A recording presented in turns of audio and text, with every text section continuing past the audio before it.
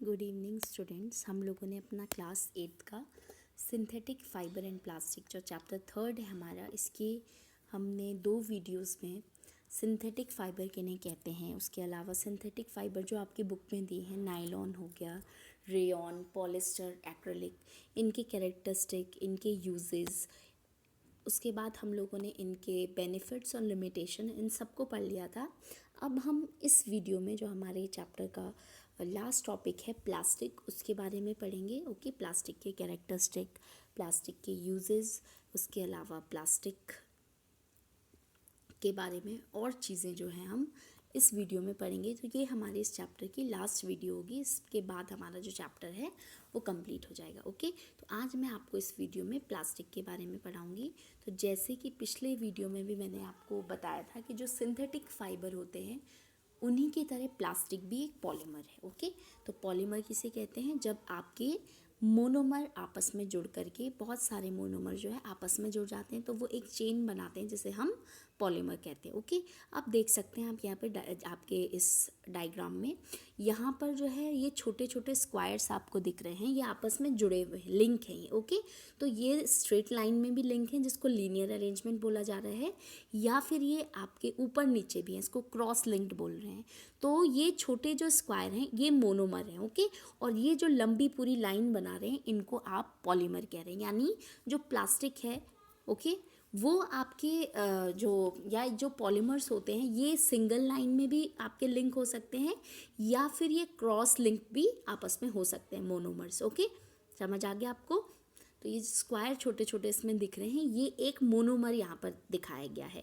और ये मोनोमर्स आपस में स्ट्रेट लाइन में भी लिंक्स हो सकते हैं जिसको लीनियर अरेंजमेंट बोला गया है, और आपस में जो है क्रॉस भी हो सकते हैं जिसको क्रॉस लिंक्ड अरेंजमेंट बोला गया है। ओके, तो अब यहाँ पर हम पढ़ेंगे प्लास्टिक। सबसे पहले प्लास्टिक के कैरेक्टरिस्टिक यहाँ पर मैंने लिखे हैं, आप ऊपर देख सकते हैं। प्लास्टिक एक पॉलीमर होता है, ये आप सबको पता है। और पॉलीमर क्या होता है? रिपीटिंग यूनिट ऑफ मोनोमर्स को ही पॉलीमर्स बोला जाता है। आपकी बुक में जो है प्लास्टिक को मटेरियल ऑफ चॉइस लिखा गया है। ओके, और ये मटेरियल ऑफ चॉइस होता भी है। ये इस वजह से होता है क्योंकि प्लास्टिक के अलग अलग कैरेक्टरिस्टिक होते हैं, जिन कैरेक्टरिस्टिक की वजह से उसके अलग अलग यूजेस होते हैं। ओके, तो इसीलिए इसको मटेरियल ऑफ चॉइस बोला गया है। तो पहला कौन सा कैरेक्टर है इसका जो इसको मटेरियल ऑफ चॉइस बनाता है, यानी जिसके कारण जो है हम इसको मटेरियल ऑफ चॉइस कह रहे हैं। ओके, पहला है ये नॉन रिएक्टिव होता है। अब नॉन रिएक्टिव का मतलब क्या है कि जो प्लास्टिक होता है आपका, ये आपका किसी भी जो इसमें हम सामान स्टोर करते हैं वो उसके साथ रिएक्ट नहीं करता है। ओके, यानी उसके साथ वो रिएक्शन करके कोई नई चीज़ नहीं बनाता है। सेकंड आपका यहाँ पर लिखा है कोरोजन रेजिस्टेंट। कोरोजन का मतलब होता है जंग लगना। तो प्लास्टिक की जो सामान होते हैं, प्लास्टिक की जो चीज़ें होती हैं उनमें कभी भी जंग नहीं लगता है।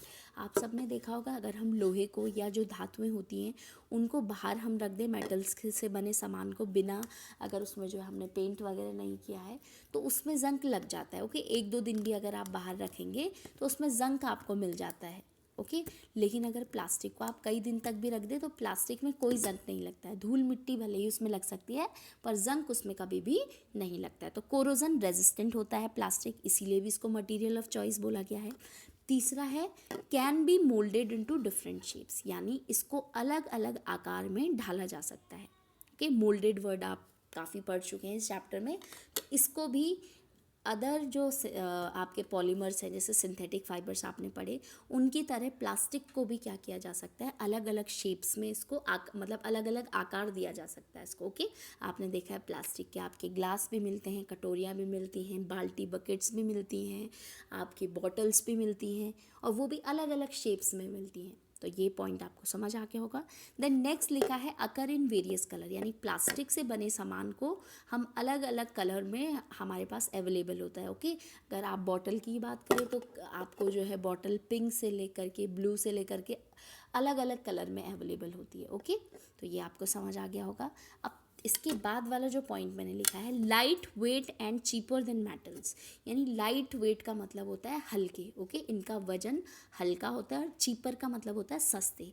यानी देन मेटल्स, मतलब ये जो धातुएं होती हैं उनके कंपैरिजन में जो प्लास्टिक से बना सामान होता है वो काफ़ी सस्ता होता है। ओके, एग्जाम्पल के लिए आजकल आप देख सकते हैं पहले ज़माने में जो आपके घरों में बाल्टियाँ होती थी वो लोहे की बनी होती थी ज़्यादातर, या एल्यूमिनियम की होती थी, और अब जो है उनकी जगह किसने ले ली है, प्लास्टिक से बनी बाल्टियों ने या प्लास्टिक से बनी आपकी गागर ने। तो आप देख सकते हैं, आप अपने घर में कंपेयर कर सकते हैं, आपके घर में दोनों प्रकार के गागर होगी। तो आप देख सकते हैं प्लास्टिक की जो बनी गागर है वो जो आपकी तांबा यानी एक मेटल है, उससे बनी हुई गागर के कंपैरिजन में काफ़ी हल्की होती है और सस्ती भी होती है। ओके, यानी अगर आप जो है उसमें पानी लेने जाएं तांबे की गागर में, तो आपका आधा से ज़्यादा वज़न तो आपका गागर का ही होता है, और उसके अपेक्षा आपको अगर जो आपकी प्लास्टिक की गागर होती है वो काफ़ी आपको इजी होती है हैंडल करने के लिए और सस्ती भी होती है। ओके, तो ये पॉइंट भी आपको समझ आ गया होगा। इसी वजह से इसको चॉइस कह रहे हैं, मटेरियल ऑफ चॉइस बोल रहे हैं। ओके,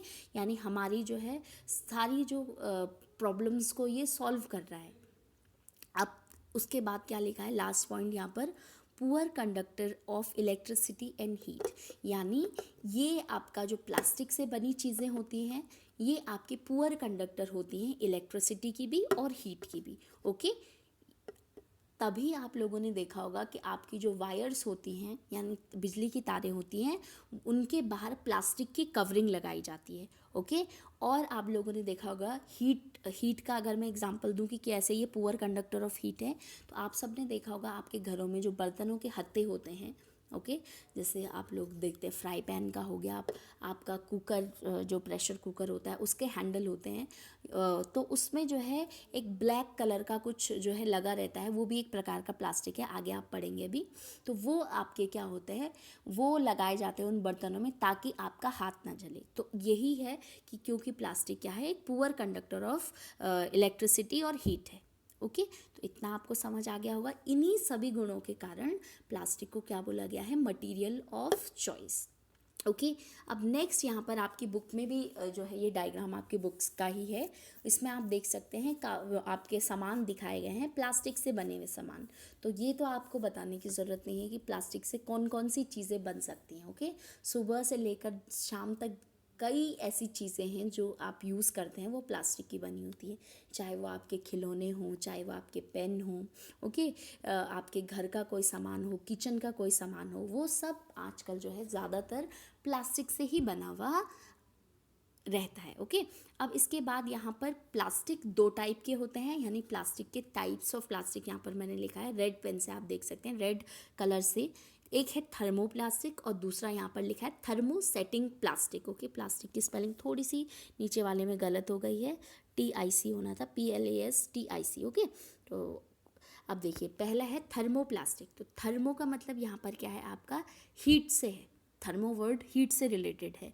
तो ये ऐसे प्लास्टिक होते हैं जो गर्म करने पर, ओके, हीट करने पर जो पिघल जाते हैं, मेल्ट हो जाते हैं और अपने आकार को बदल देते हैं। आप लोगों ने देखा होगा कई बॉटल्स ऐसी होती हैं उनमें अगर गर्म पानी डाल दिया जाए तो वो पिघल जाती है, अपना शेप उनका एकदम चेंज हो जाता है।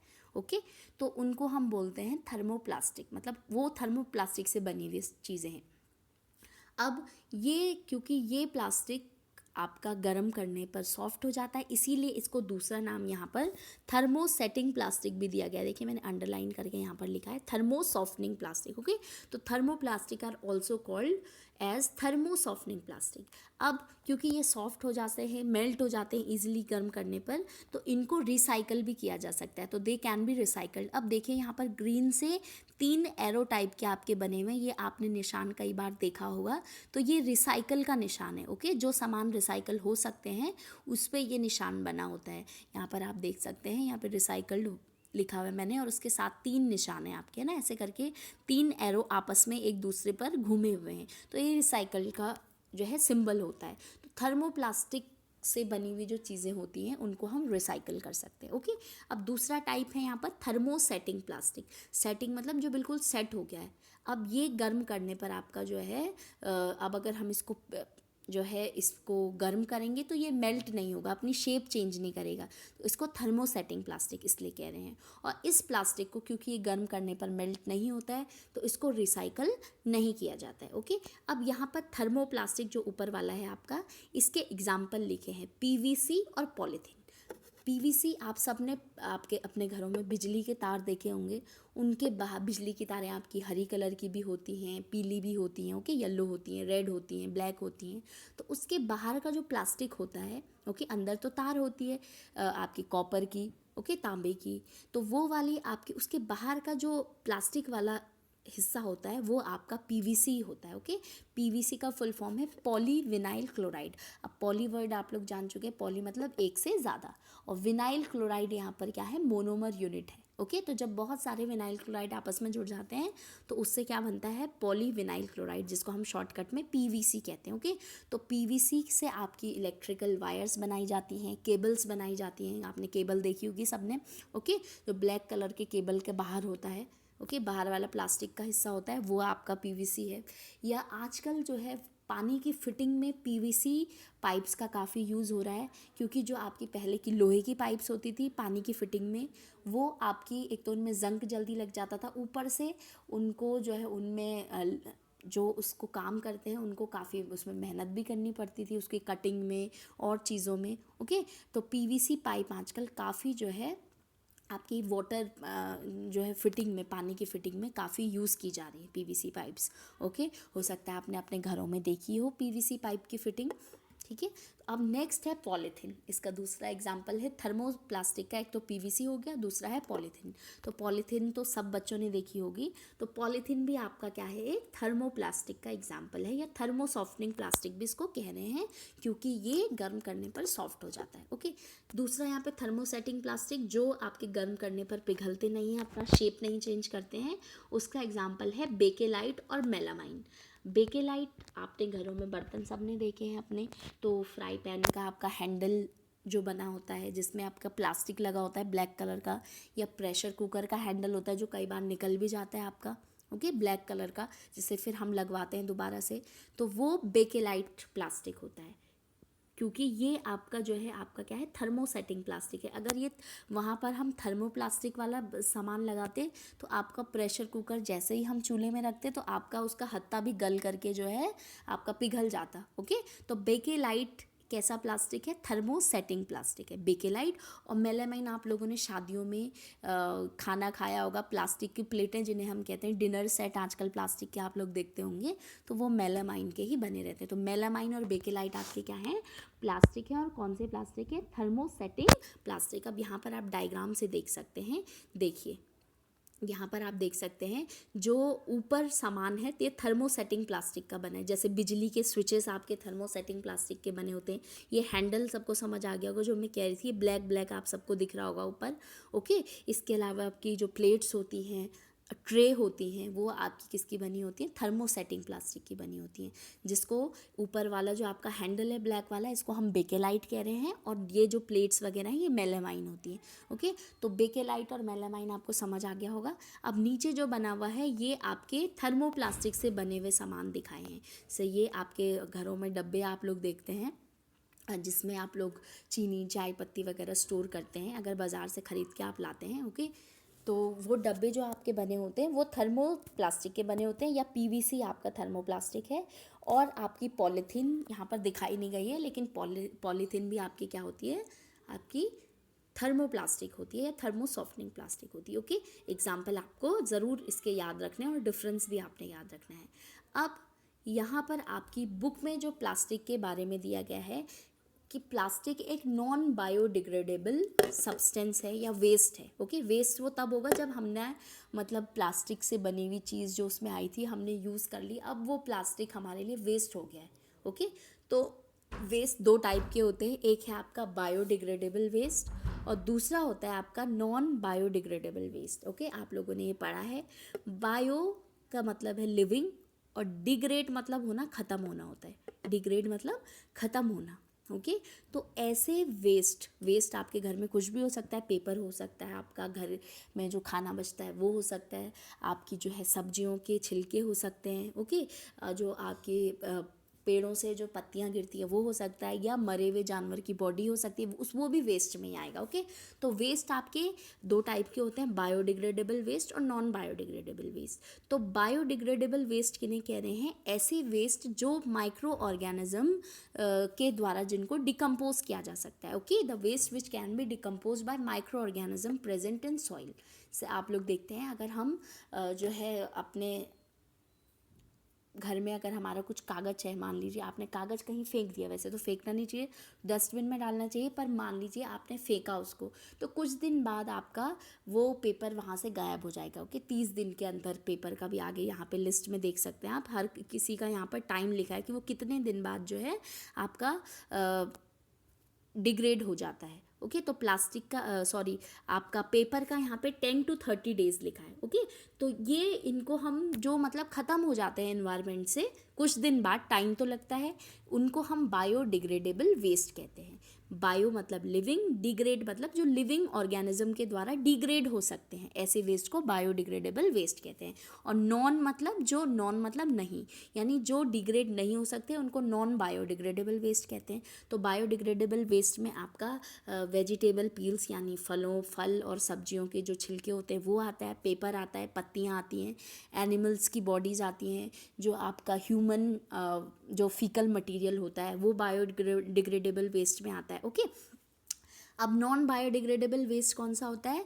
जो इन्वायरमेंट में आपका कई हज़ार वर्षों तक जो है पड़ा रहता है, डिग्रेड नहीं होता है, ख़त्म नहीं होता है। ओके, यानी waste which can not be decompose by microorganism present in soil is called non biodegradable waste. Example plastic है आपका और मेटल है।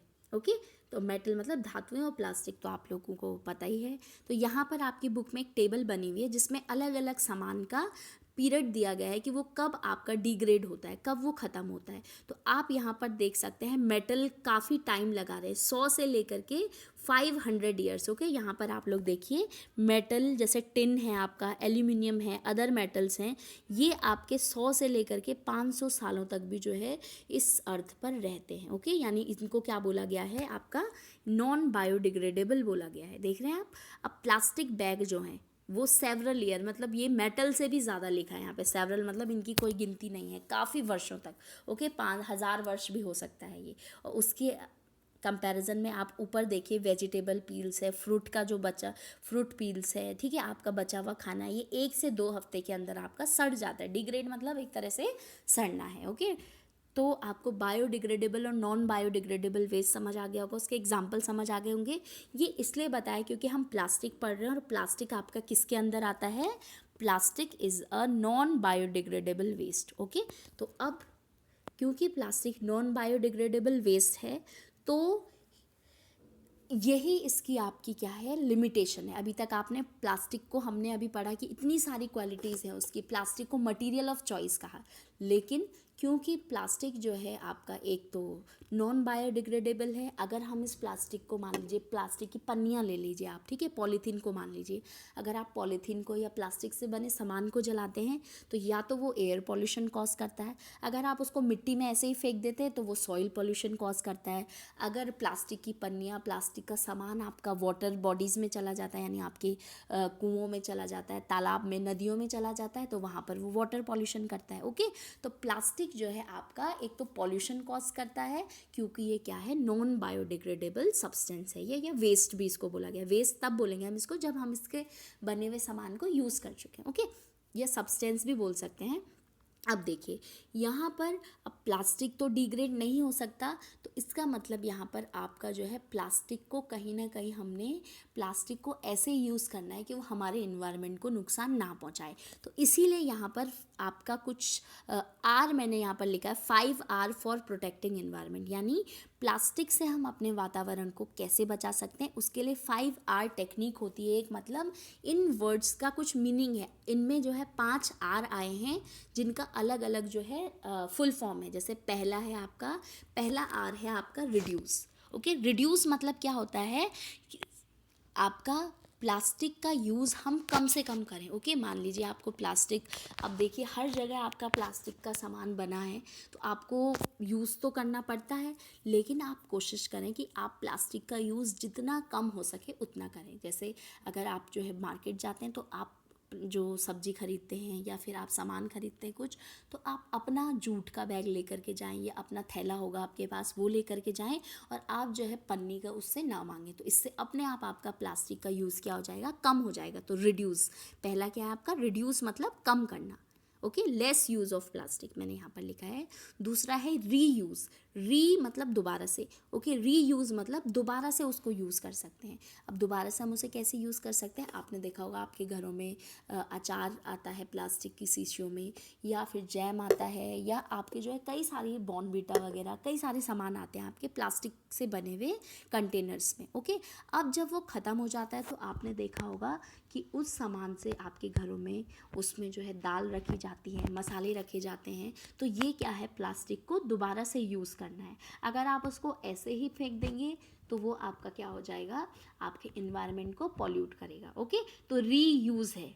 रीयूज़ आपका पॉलीथीन के लिए भी हो सकता है। मान लीजिए आप जो है आपको मजबूरी में मार्केट में आप बैग ले जाना भूल गए अपना, आप पॉलीथीन ले आए वहाँ से, तो आप उस पॉलीथीन को दोबारा यूज़ कर सकते हैं। ओके, तो ये पॉलीथीन भी प्लास्टिक है क्योंकि, तो यहाँ पर आपका प्लास्टिक को आप रीयूज़ करें। तो पहला रिड्यूस है यानी कम करें उसका यूज़, दूसरा है रीयूज़ यानी दोबारा से यूज़ करें प्लास्टिक से बने सामान को, तीसरा है आपका रिसाइकल। अब आप सब ने देखा होगा आपके घरों में जो है आप लोग जो ये बर्तन होते हैं आपके प्लास्टिक से बना सामान होता है, उसको ऐसे ही नहीं फेंकते हैं, बॉटल्स वगैरह होती हैं उसको आप जो है एक जगह पर जमा कर देते हैं। उसके बाद जब कबाड़ी वाला आता है तो वो आप उसको दे देते हैं और वो आपको उसके बदले पैसे देता है या फिर आपको मूंगफली वगैरह कुछ देता है। अब वो उस कबाड़ का क्या करेगा, आपके लिए तो कबाड़ है, तो वो जो है उस कबाड़ को ले जाता है, वहाँ से वो कबाड़ फैक्ट्रीज़ में जाता है और वहाँ पर वो आपका सामान क्या होता है, उस प्लास्टिक को पिघला करके उससे नया सामान बनाया जाता है। ओके, इसको कहते हैं रिसाइकल। अभी मैंने पीछे आपको ट्राइंगल दिखाए थे, यहाँ पर ये ट्राइंगल बने हुए ना, तो ये आपका रिसाइकल का आपका सिंबल होता है।